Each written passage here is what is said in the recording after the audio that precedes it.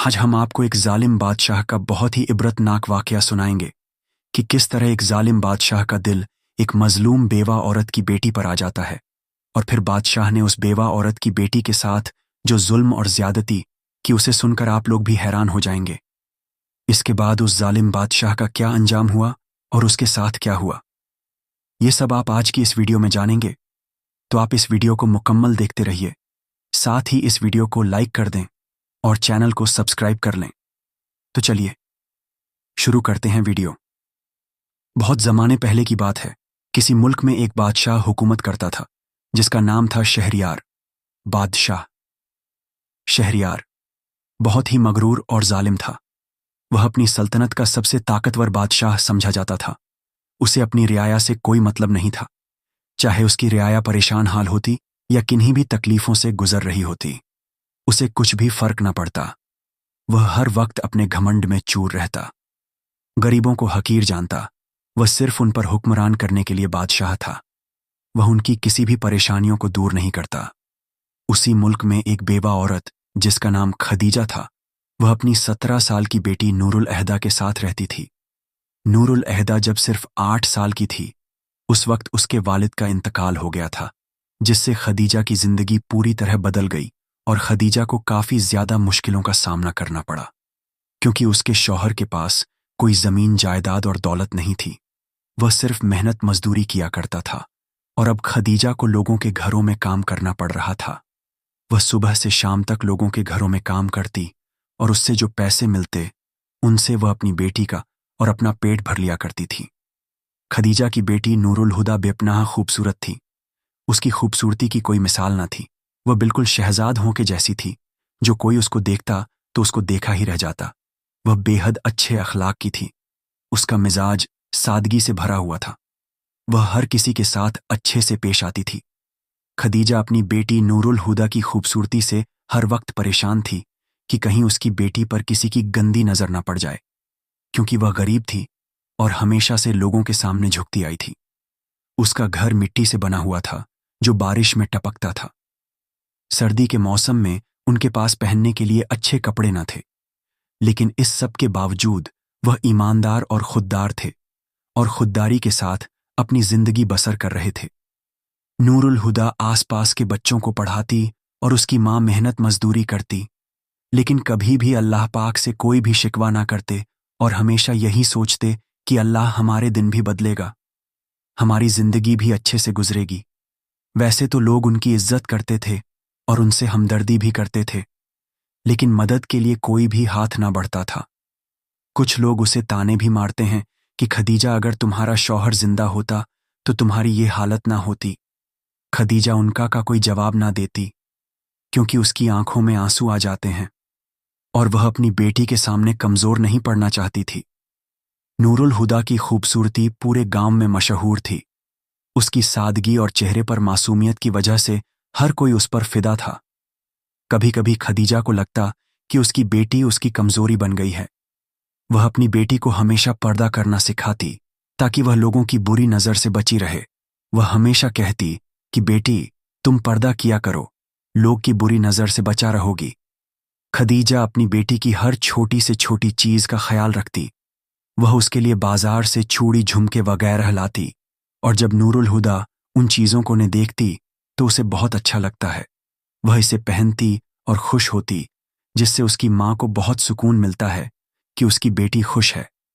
एक दिन नूरुल हुदा ने अपनी माँ से कहा कि अम्मा, मुझे यकीन है हमारी परेशानियों के दिन भी एक ना एक दिन खत्म हो जाएंगे। अल्लाह पाक हमारी मदद जरूर करेगा। खदीजा अपनी बेटी को गले से लगा लेती है और उसकी बातों पर मुस्कुराती है। खदीजा को हर वक्त डर लगा रहता कि कहीं बादशाह की नजर मेरी बेटी पर ना पड़ जाए या उस तक मेरी बेटी की खूबसूरती के चर्चे ना पहुंच जाए, क्योंकि खदीजा ने सुना था कि बादशाह की नजर हर वक्त खूबसूरत लड़कियों पर रहती है। बादशाह हर वक्त खूबसूरत लड़कियों की तलाश में रहा करता है।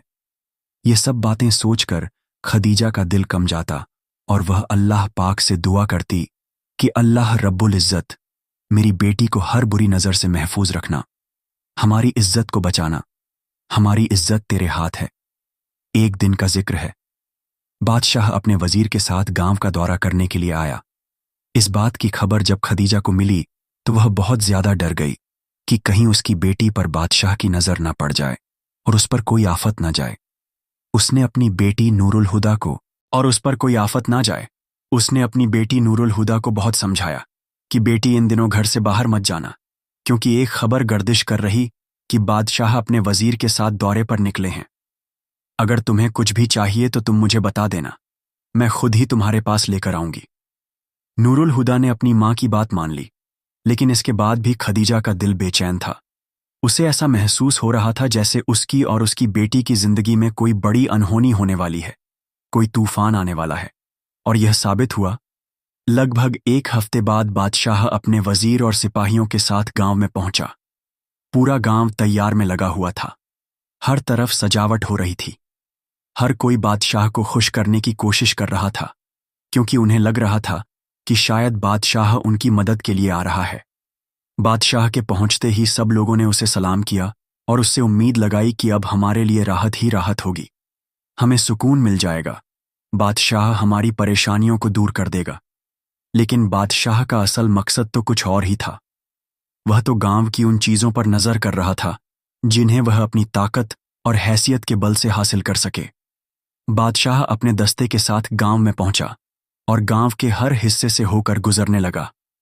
उसने सब लोगों के घरों को देखा, जमीनों का जायजा लिया, लोगों से बात की, लेकिन इसी बीच उसकी नजर नूरुल हुदा पर पड़ गई, जो अपने घर के आंगन में कपड़े सुखा रही थी। नूरुल हुदा की खूबसूरती देखकर बादशाह उस पर फिदा हो गया। उसको देखकर उस मगरूर बादशाह के दिल में उसे हासिल करने का जज्बा पैदा हो गया। उसने उसी वक्त अपने वजीर से पूछा कि यह लड़की कौन है। वजीर ने जवाब दिया कि बादशाह सलामत, यह एक गरीब बेवा औरत की बेटी है और इसका नाम नूरुल हुदा है। इसका कोई भी सहारा नहीं है। बाप इसका बरसों पहले इंतकाल कर चुका है। बादशाह ने यह सुनकर ठंडी आह भरी और मुस्कुराकर कहा, इस लड़की को मेरे पास लेकर आओ, मैं उससे बात करना चाहता हूं। बादशाह के सिपाही जब खदीजा के घर पहुंचे तो वह और नूरुल हुदा दोनों ही डर गए। सिपाहियों ने जब दरवाजा खटखटाया और सख्त लहजे में कहा कि बादशाह सलामत ने तुझे बुलाया है, अभी और इसी वक्त चलो। यह सुनकर खदीजा कांप कर रह गई। कंप कपाती आवाज में कहने लगी कि हम तो गरीब लोग हैं, हमसे बादशाह सलामत को क्या काम हो सकता है। सिपाही गुस्से और रोबदार आवाज में बोला कि मुझसे सवाल मत करो, बादशाह का हुक्म है तो इसी वक्त चलो। नूरुल हुदा अपनी मां का हाथ पकड़कर अपने दिल पर हाथ रखने लगी और कहने लगी कि अम्मा, मुझे बहुत ज्यादा डर लग रहा है। खदीजा ने अपनी बेटी को गले से लगाया और कहा, बेटी, अल्लाह पर भरोसा रखो, वह हमें हर मुसीबत से बचाएगा। जबकि खदीजा खुद भी डर रही थी, क्योंकि अब उसके ऊपर कौन सी नई आफत आने वाली है, क्योंकि वह बादशाह की फितरत के बारे में तो जान ही चुकी थी, लेकिन वह अपनी बेटी के सामने कमजोर नहीं पड़ना चाहती थी। सिपाही खदीजा और नूरुल हुदा को अपने साथ ले गए। जब बादशाह का दरबार में उन दोनों को लाया गया तो वह का माहौल बहुत ही आला था। बादशाह उन दोनों की तरफ मुतावज्जो हुआ और उसने नूरुल हुदा को गौर से देखकर कहा, तुम वाकई बहुत खूबसूरत हो। तुम्हारी खूबसूरती बेमिसाल है। तुम जैसी खूबसूरती झोपड़ी में रहने के काबिल नहीं। तुम्हें तो किसी बड़े महल में होना चाहिए। आज के बाद तुम मेरे महल में रहोगी। नूरुल अहदा ने डरते हुए कहा, नहीं जहां पना, मैं इस महल में नहीं रह सकती। मैं अपनी मां के साथ उस टूटी फूटी झोपड़ी में ही बहुत खुश हूं। आपकी कर्म नवाजी का बहुत बहुत शुक्रिया। बादशाह को यह सुनकर बहुत गुस्सा आया और वह गुस्से में आग बबूला हो गया। उसने अपने सिपाहियों को इशारा किया और कहा कि इन दोनों को मेरे महल में लेकर जाओ, और अब यह मेरी जिम्मेदारी है। ये यहां से कहीं भी नहीं जा सकती। बादशाह ने अपनी ताकत का गलत इस्तेमाल करते हुए नूरुल हुदा को अपने महल में भेज दिया और फिर वह कुछ ही देर में नूरुल हुदा के पास पहुंचा, जहां पर उसने नूरुल हुदा के साथ अपनी ताकत का गलत इस्तेमाल करते हुए गंदी हरकत की और गलत काम किया। उसकी इज्जत को तार तार कर दिया। खदीजा बस बेबस होकर देखते रही। वह कर भी क्या सकती थी। उसने बादशाह के आगे फरियाद की, रो रो कर दुहाई दी, लेकिन उस घमंडी और मगरूर बादशाह का दिल न पसीजा और उसने कहा कि तुम लोग मेरे खिलाफ कुछ भी नहीं कर सकते। तुम्हें चुपचाप ऐसे ही जिंदगी गुजारनी पड़ेगी। अगर तुमने किसी से कुछ कहा या कुछ करने की कोशिश की तो तुम अपने अंजाम से अच्छी तरह वाकिफ हो। मैं तुम्हारे साथ में क्या कर सकता हूं ये तुम्हें बताने की जरूरत नहीं, तुम अच्छे से अपना अंजाम जानती हो। उस रात खदीजा अपनी बेटी को गले लगाकर घंटे रोती रही। नूरुल हुदा की आंखों में खौफ और बेबसी थी। खदीजा ने बेटी से कहा, बेटा मुझे माफ कर दो, मैं तुम्हारी हिफाजत ना कर पाई। नूरुल हुदा ने कहा कि अम्मा, यह सब सिर्फ हमारे साथ इसलिए हुआ है कि हम गरीब हैं। अगर हम भी अमीर होते या मैं शहजादी होती तो क्या हमारे साथ ऐसा होता नहीं? कोई हमारी तरफ गलत नजर उठाकर भी ना देखता। धीरे धीरे बात का पूरे गांव में फैल गई। लोग खदीजा के पास हमदर्दी जताने आए, उसे तसल्ली देने आए। लेकिन यह बात सिर्फ यही तक रही, क्योंकि कोई भी उस जालिम बादशाह के खिलाफ कुछ बोलने की हिम्मत न करता था। कुछ लोग खदीजा को ताने मारते और कहते कि अपनी बेटी को पर्दे में रखना चाहिए था। अगर खूबसूरत थी तो जब पर्दे में ना रखेगी तो ऐसी बातें तो होगी ही। अब तुम्हें चुप रहना चाहिए, वरना बादशाह तुम्हारा अंजाम बहुत ही बुरा करेगा, तुम्हारा हश्र बहुत ही बुरा होगा।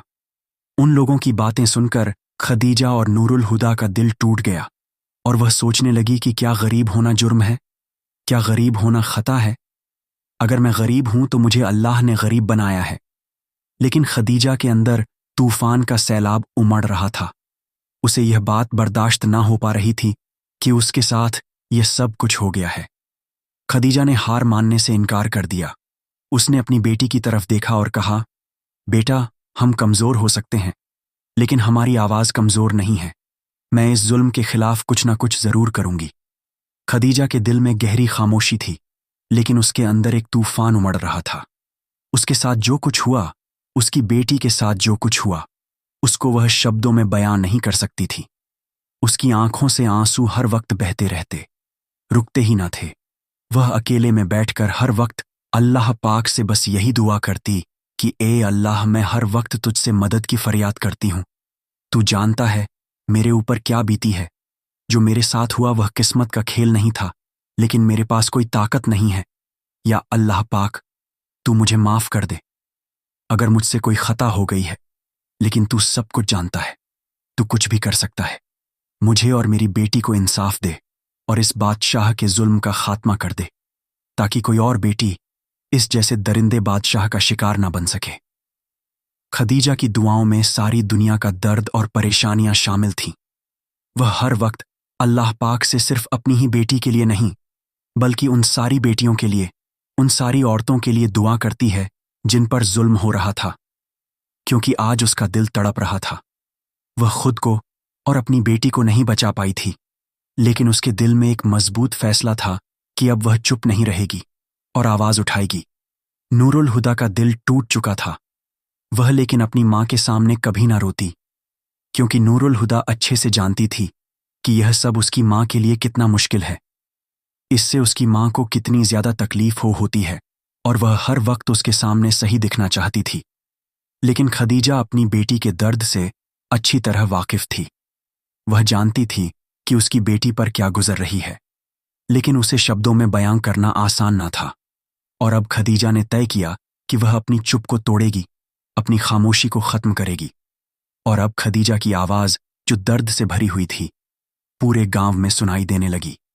गांव में उसकी इस हरकत से हलचल मच गई थी।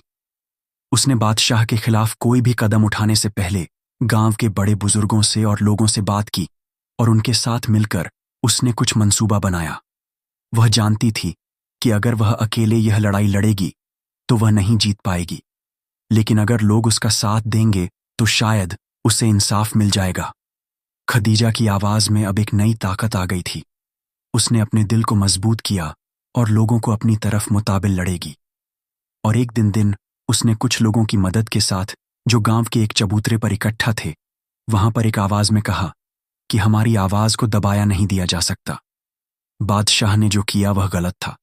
मैं अपनी बेटी की इज्जत तो वापस नहीं ला सकती, लेकिन इस बादशाह के खिलाफ हम लोग अगर कुछ करें, आप लोग अगर हमारा साथ दे, तो गांव की और बहन बेटियों और औरतों की इज्जत बढ़ सकती है।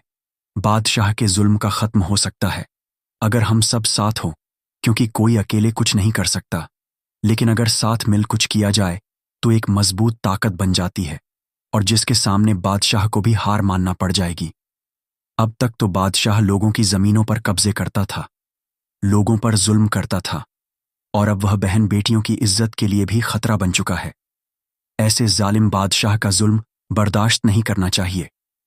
आज जो कुछ मेरे साथ हुआ है, कल को तुम्हारे साथ भी होगा। खदीजा की बातों में सच्चाई और दर्द था। लोगों ने महसूस किया कि यह सिर्फ एक मां नहीं, बल्कि उस औरत की आवाज है जो सबकी हक के लिए लड़ना चाहती है। खदीजा की आवाज हर कीमत पर ऊपर तक पहुंच चाहिए। दिया लोग जान गए कि जब तक वह खुद आवाज नहीं उठाएंगे, तब तक बादशाह के जुल्म का खत्म नहीं करेंगे। अब बादशाह की सल्तनत के खिलाफ, बादशाह के खिलाफ लोगों के अंदर नफरत का माहौल था। लोग बादशाह से बेपनाह नफरत करने लगे थे। यह खदीजा की अपने पाक परवरदिगार से मांगी गई दुआ का ही असर था कि उसकी आवाज ने अब एक बगावत का रूप ले लिया था, और उसकी आवाज घर घर पहुंच रही थी। लोग उसकी तारीफ करते और अब बादशाह के खिलाफ खुलकर बोलने लगे थे। यह खदीजा की अपने अल्लाह पाक से सच्चे दिल से मांगी गई दुआ का ही असर था, जो उसकी आवाज ने पूरे मुल्क में उथल पुथल मचा दी थी। बादशाह के खिलाफ आवाज उठने लगी।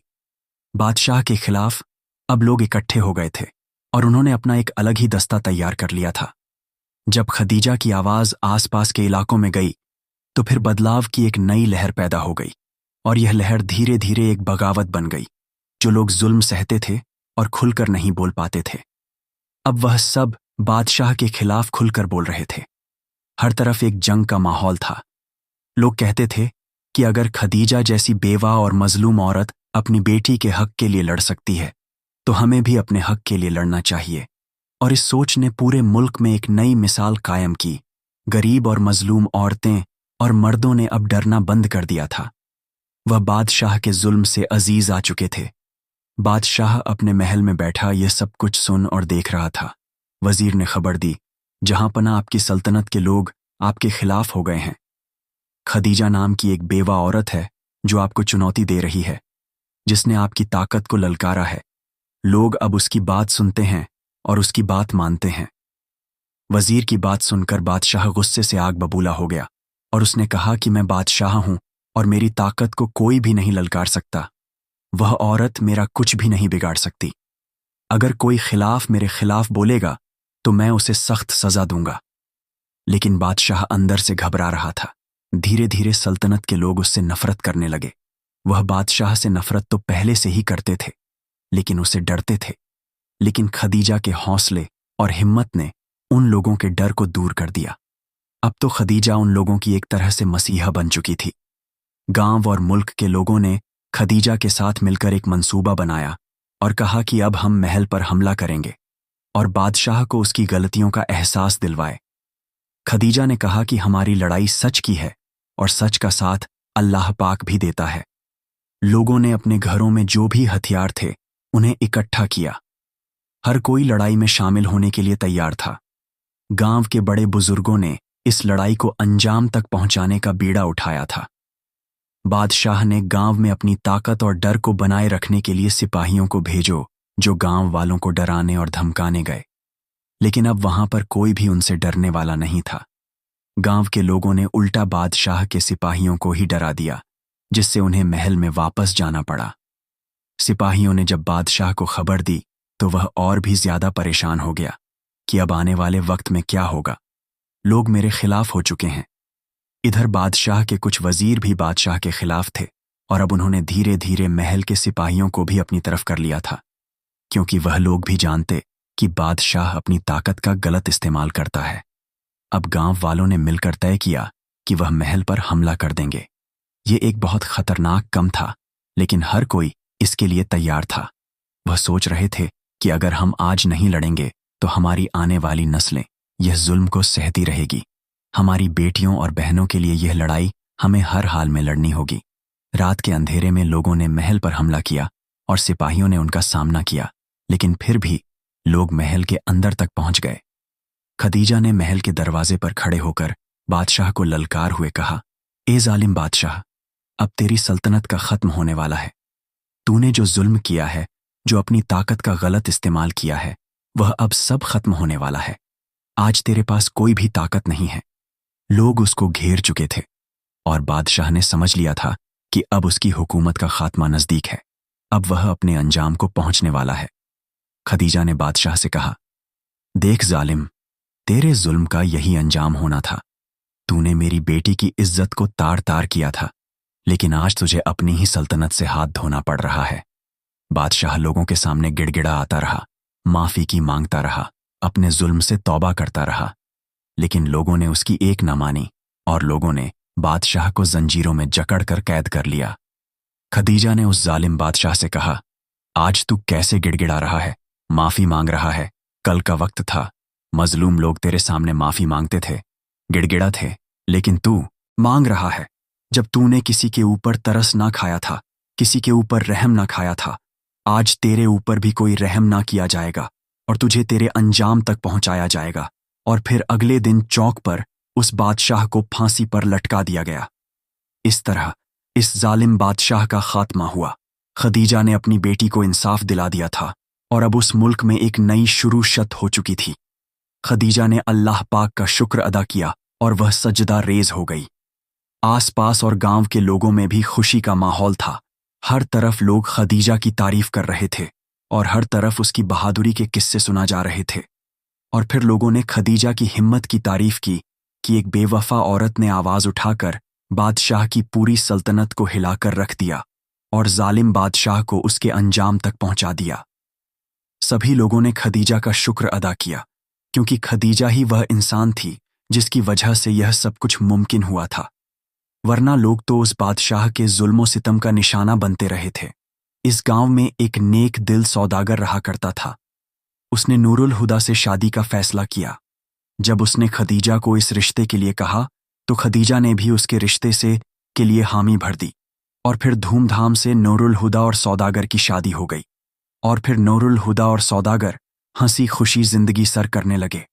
तो प्यारे दोस्तों, यह थी हमारी आज की कहानी।